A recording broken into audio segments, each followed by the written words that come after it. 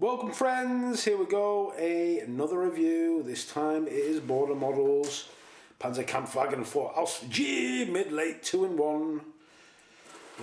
Okay, it's not exactly a new kit, about 2018. Look at the fabulous box art. Do you recognise it? It's done by a friend, Jason, who also does the box art for Tacom. Now, Border Models released this, I suppose it was in 2018, so it's not exactly the newest kit. However, when it came out, it was quite interesting because Dragon sort of dominated German armour for quite some time. And then this came out. Let's have a look. There's a couple of schemes there. Eastern Front, First SS Lebensstandarte, Kharkov battle, one of the most famous armour battles of the Second World War, Eastern Front. Tells you there you got PE parts, metal cables, There's some more schemes on the side here as well. And then we've got a little bit of history about Panzer IV. I'll put this, not going to read all this out, but I'll tell you about that in the description. It's got this weird little transform thing here, don't know what that means. Okay, as always, we open up the box. Let's see what we've got. First of all, this, and I'll explain what that is later. We've got a pamphlet, decals and PE, tow cable and some metal things. We'll look at that in detail later. Here's the sprues. Count them out. 1, 2, 3, 4, 5, 6, 7, 8, 9, 10. Some nice bits there. Also included in the box is this, and we're not actually quite too sure what it is, I can't remember. We will also look at this. This is not part of the kit. It is RB Models 7.5 centimeter barrel. So that's probably what we'll add to the kit. Let's have a look at the instructions and the sprues. Okay, we've got the sprue map on the cover of the instruction manual, and it's showing you all the bits and pieces that you get. And then you've got a repeat of the stunning box art there. And as we open up, we've got this, again, the history, and rather nicely there's some brilliant actual period photographs of actual Panzer IV Gs, and it's noting there Panzer IV mounted with Soviet T-34 tracks. They added on additional armour using the tracks of their knocked out enemies. So it starts off with optional parts. So these are parts, well, we don't know how they fit into the various models. I'm not quite sure what that is. You get a bucket, some jerry cans, and then we've got the T-34 track link, so you can actually build up a kit as per that box art, I should think. I remember when Dragon brought out their Ausf.G as well, they had a souped up version of the T-34 track link, so it's pretty nice, nice to see. Okay, so we're starting off with detailing lower hull. There's some call outs there. Optional parts, this is the air intake section down there. I point that out on the model, and these PE parts can be used to cover that up, or they can be open or closed. They never show this that well, and it's only because I've built maybe about 5 or 6 Panzer IVs that I sort of know that. Detailing stuff up, adding on again optional parts. You've got an option between 2 types of gun barrel cleaning rod systems. Well, options are nice. Still building up suspension. The bogies look really fairly straightforward, which is nice to see. There's a few parts. Remember the Dragon ones had loads of pieces on. Back deck gets made up with this, again, optional parts. There's all these call outs here for different, so if you research and have masses of references on what you're building, the parts might be included. Okay, interesting here, we've got the call out here, we've actually got real PE working clamps, tool clamps, which can be a little bit of a challenge to make, but we will cover all that, don't worry about it. On there they're adding the fenders go on.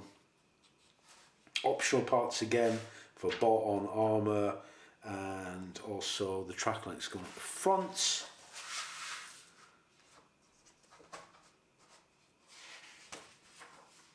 Here it's showing you actually about the T34 track, how you do that as well. It actually calls that out in the instructions.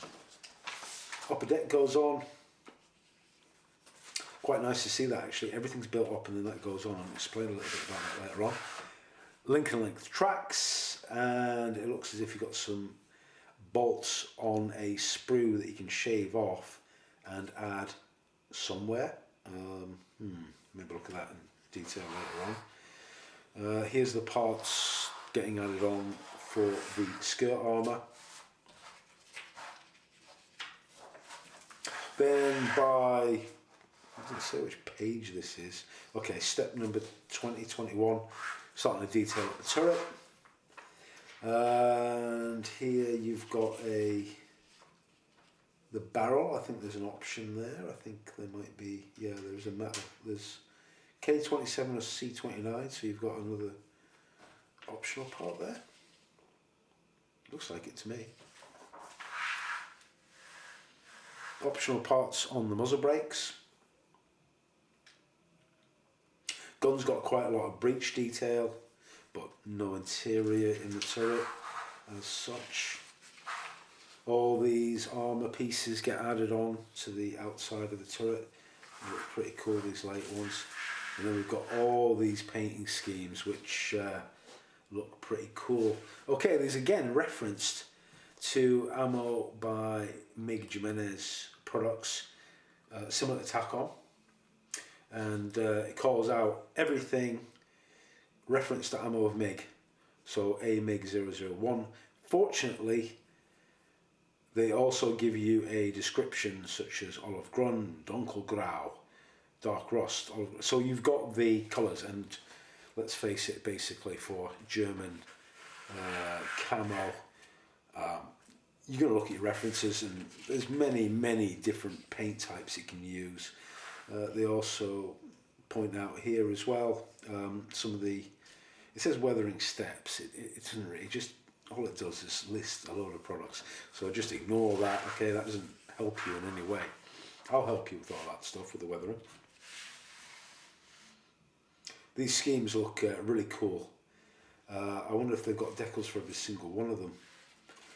Also, if you note, they do actually have the unit as well. So these, you assume, are historically researched and referenced vehicles. Hopefully. We've got a Tunisia one there as well. Transform is called out there. I don't know what that means. I really wish I did. I think it's something to do with...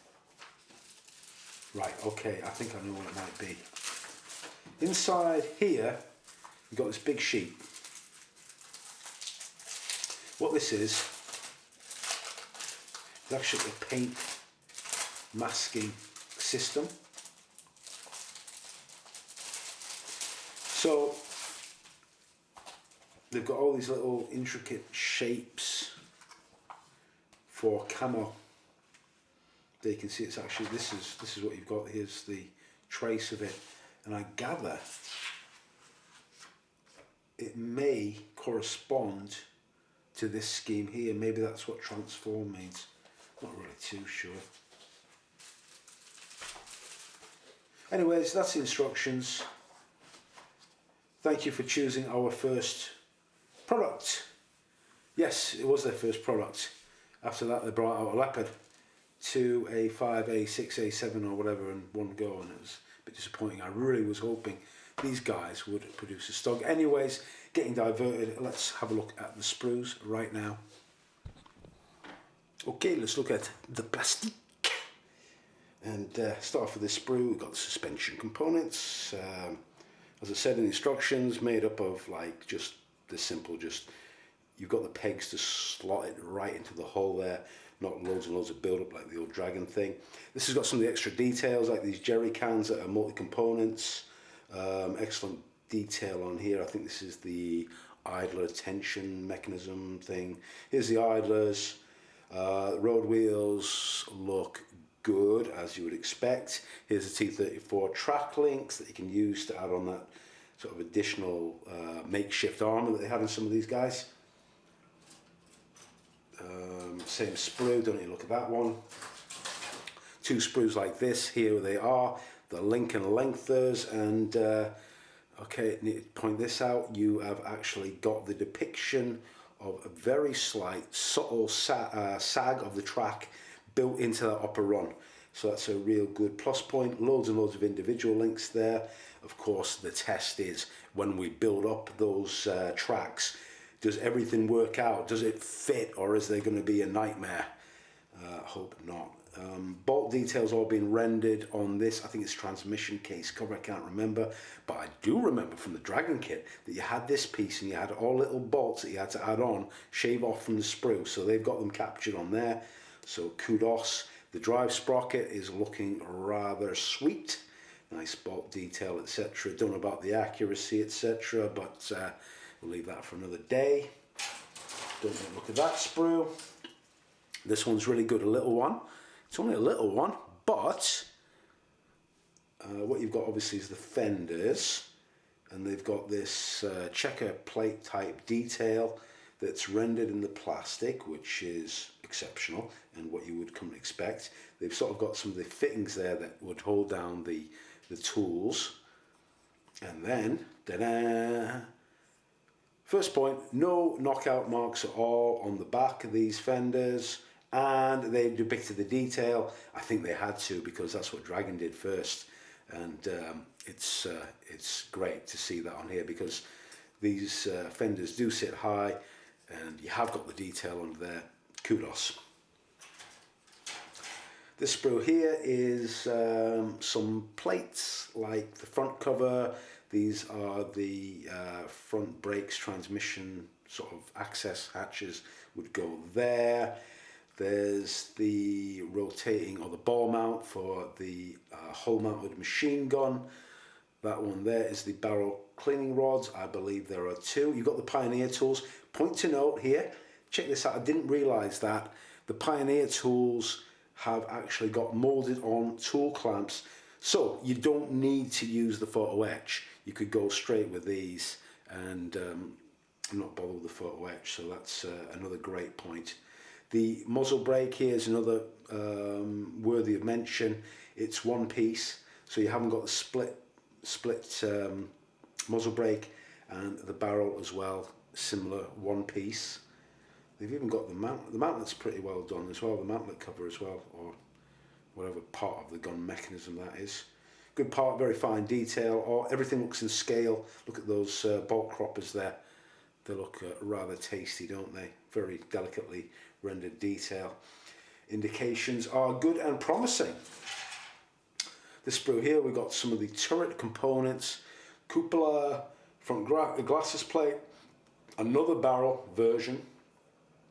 So I gather and there's the other muzzle brake, again rendered in like sort of one piece. So this is just phenomenal, really.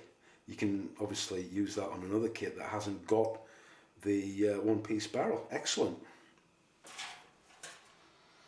Here's the sprue with some of the fender detail. This is ultra fine and sharp. You have got the KO marks underneath there. Let's excuse that. I mean, everything else is looking really sweet and tight. Yeah, the details are really fine. Look at that. They've got the lightning holes, or what do you call them? The holes on those. I think those are fender reinforcements. I can't remember. More details, like more bolt croppers. There's the track tensioning wrenches. There is your spade. It's really thin, really nice. It's straight away. It looks a really great kit. Here's the rear exhaust, two pieces as you would expect. Small sprue here with front plates. with the options, some of these with this. I think they call them Vorpanzer when they're the additional spaced armour. Actually, I'm not too sure. Please excuse me if I've got that wrong. Start the photo etch. First of all, got the Schutzen. Got 2 of them. And also we've got these are the flaps for the air intake covers, and just a few details. So not too much photo etch, which is not a bad thing at all.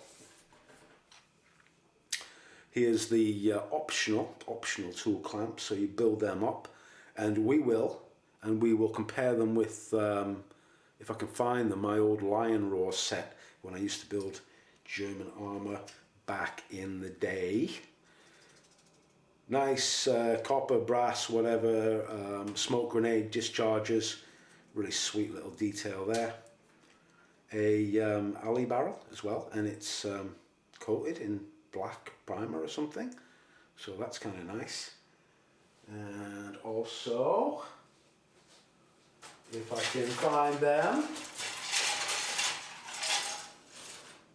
the hero parts, and well, I call them hero parts. These are the slide molded bigger components that are separately bagged. So you've got the, obviously this is the lower hull, all the detail underneath has been represented. Points to note, all these fixings are on the hull. You had to build them up individually in the Dragon kit. The Dragon kit, and I do love that Dragon kit. You spend so much time adding on every single one of these, and they've even got the top return roller mounts on there. And this part is being captured. This is the obviously the side sponson, I think you would call it, and the air intake area here, all on one big piece. Superb. That is really, it's great. It's everything's good when you've got the detail and you've got lesser part counts, because then you can build it up quicker and get painting it, and the experience is enjoyable. That is pretty good. Here is, of course, the other slide molded part, and it is the turret, and you've got all this screw detail has all been put into there. Prominent weld beads there. That I can feel them. I can actually feel the texture of the weld bead. Looks very good. Nice, tight, open hatch as well can be depicted. No interior. Okay, so what we're going to get out of this review, overall looks a pretty damn fine kit and a possible worthy successor to the Dragon kits. Let's build her up and see how she fits together, which is really what this is all about.